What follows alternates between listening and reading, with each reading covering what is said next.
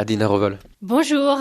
Vous êtes porte-parole de la représentation de la Commission européenne en France. Vous êtes présente en ce lundi 3 juillet au Mans et en Sarthe. Pourquoi ? Écoutez, je suis présente aujourd'hui au Mans pour parler de l'Europe concrète, parce que c'est l'Europe qui marche. Donc ce matin, je suis présente ici à la Maison de l'Europe du Mans, avec laquelle nous travaillons de manière constante pour parler de l'Europe aux citoyens.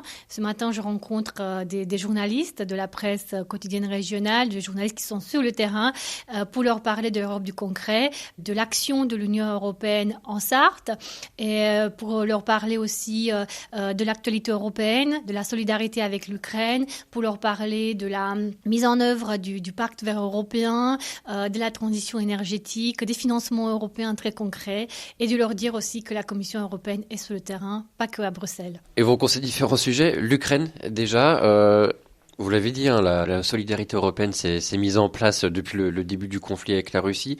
Où en est-on aujourd'hui, à 1 an et demi après le début de cette guerre ? Aujourd'hui, nous avons mobilisé 72 milliards d'euros pour aider aussi bien sur l'économie que sur le plan militaire l'Ukraine. Nous l'avons fait très vite. Donc au niveau de l'économie, nous avons mobilisé environ 38 milliards d'euros et tous les mois, les Ukrainiens reçoivent 1,5 milliard d'euros pour faire fonctionner leur économie, pour que l'infrastructure critique, qui est comme les hôpitaux par exemple, qui est détruite par les Russes, soit reconstruite rapidement. Nous avons aussi mobilisé avec les États membres 15 milliards d'euros pour le soutien militaire parce que la guerre se gagne sur le terrain. Et en ce moment même, nous sommes en train de mobiliser 500 millions supplémentaires pour que l'industrie de défense européenne passe en mode de guerre pour l'Ukraine, pour leur fournir 1 million d'obus d'ici 1 an. Et puis, nous avons mobilisé 17 milliards d'euros pour aider les États qui ont accueilli généreusement les femmes et les enfants ukrainiens qui ont fui la guerre. Et nous venons de faire aussi une proposition qui sera maintenant discutée avec les États membres de continuer ce soutien à l'Ukraine d'ici 2027, donc une proposition supplémentaire de 50 milliards d'euros. Il y a aussi l'objectif de fournir à terme 1 million d'obus à l'Ukraine. Tout à fait, c'est le passage de l'industrie européenne en mode industrie de guerre pour l'Ukraine qui est en ce moment discuté par les États membres et le Parlement européen sous proposition de la Commission européenne. Et l'idée, c'est d'utiliser 500 millions d'euros en subvention pour lancer des nouvelles capacités industrielles, pour reconditionner la munition existante. On a aujourd'hui 15 usines dans les 11 États membres de l'Union européenne qui ont été visitées par Thierry Breton, le commissaire européen au marché intérieur et à la défense, qui peuvent justement participer à cet effort industriel pour aider l'Ukraine. Et toujours pour aider l'Ukraine, donc la candidature de l'Ukraine pour intégrer l'Union européenne a été validée il y a 1 an maintenant. Aujourd'hui, l'Ukraine n'est toujours pas dans l'UE. Quand est-ce que ça va arriver ? L'année dernière, le statut de pays candidat a été validé. Le Conseil européen, c'est-à-dire les États membres, ont demandé à la Commission européenne un rapport oral sur les progrès de l'Ukraine. Donc ce rapport oral a été fait par le commissaire à l'enrichissement Várhelyi.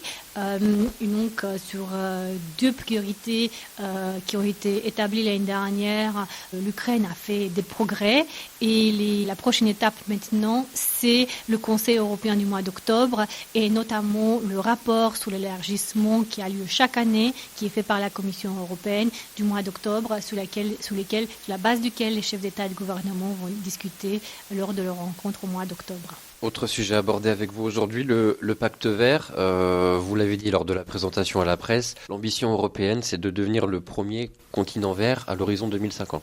Oui, la Commission von der Leyen, même avant la guerre en Ukraine, a eu cette ambition. C'était sur la base de cette ambition que le Parlement européen a voté la Commission.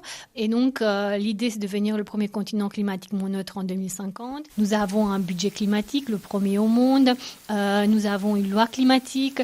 Et la guerre en Ukraine a renforcé justement notre ambition climatique, notamment en matière de renouvelables, en matière d'efficacité énergétique, avec le plan REPowerEU, qui est massivement donc financé au niveau européen pour assurer notre souveraineté énergétique.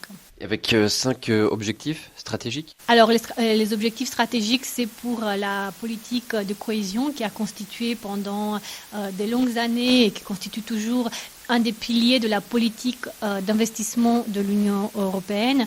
Et donc sur la période 2021-2027, la politique de cohésion, notamment les fonds FEDER, Fonds européen de développement régional et FSE+, donc Fonds social européen+, à 5 priorités, dont la transition numérique et la transition climatique, qui constituent la plupart des investissements, donc environ 70% des investissements.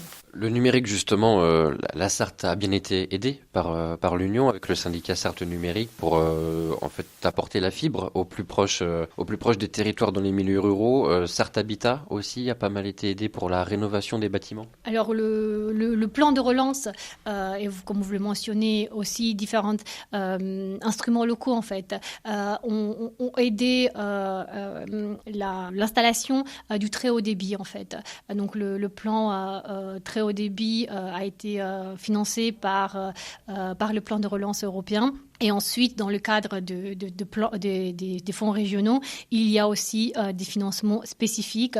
Et dans le cadre de la politique agricole commune, d'ailleurs, nous avons un objectif que 100% des territoires, y compris ruraux, aient l'accès au très haut débit en 2025. Autre point qui est très impactant au Mans, notamment, c'est l'hydrogène. Tout à fait. Dans l'Union européenne, dans le cadre du pacte vert européen, l'hydrogène joue un rôle important. Donc, nous avons un objectif de produire 10 millions de tonnes d'hydrogène vert d'ici 2030. Et donc, dans le cadre de cette ambition, il y a la question des compétences. Nous avons lancé des alliances industrielles. Il y a la question réglementaire. Et puis, il y a bien sûr la question du financement. Et sur la question du financement, nous avons lancé la Banque européenne de l'hydrogène qui va devenir pleinement opérationnelle d'ici la fin de l'année, qui va lancer ses premières enchères d'ici l'automne pour les premières capacités de production, parce que l'hydrogène fait partie de la dimension industrielle du pacte vert. Il s'agit de ne pas rater cette transition industrielle qui est très dans cette révolution d'ailleurs industrielle, et de passer de marché de niche à un marché de masse. Et c'est l'ambition justement de cette Banque européenne de l'hydrogène de l'accompagner. Et puis au niveau de la représentation, on est de partenaires depuis maintenant 2 ans de 24 heures du Mans qui développent justement, qui sont un laboratoire à ciel ouvert pour l'innovation par le sport avec leurs voitures à hydrogène.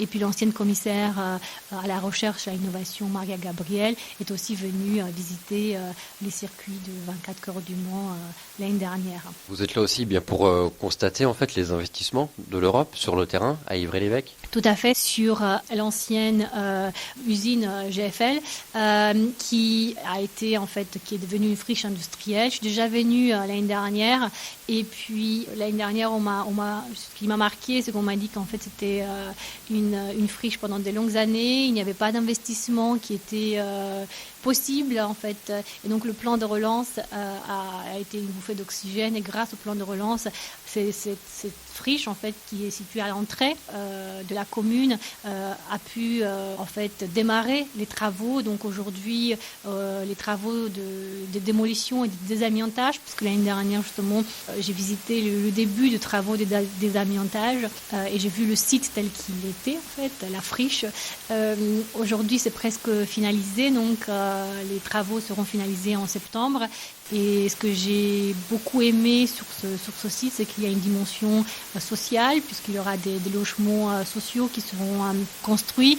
Et puis il y a aussi une dimension restauration de la nature, puisque les autorités locales travaillent aussi sur la préservation de l'environnement et des terres humides autour du ruisseau. Donc c'est une vraie dimension complète du pacte vert qui est prise en compte. Et c'est un projet qui a pu être lancé grâce à l'aide européenne, à la solidarité européenne. Merci Adine Revol. Je rappelle que vous êtes porte-parole de la représentation de la Commission européenne en France. Merci. Merci à vous.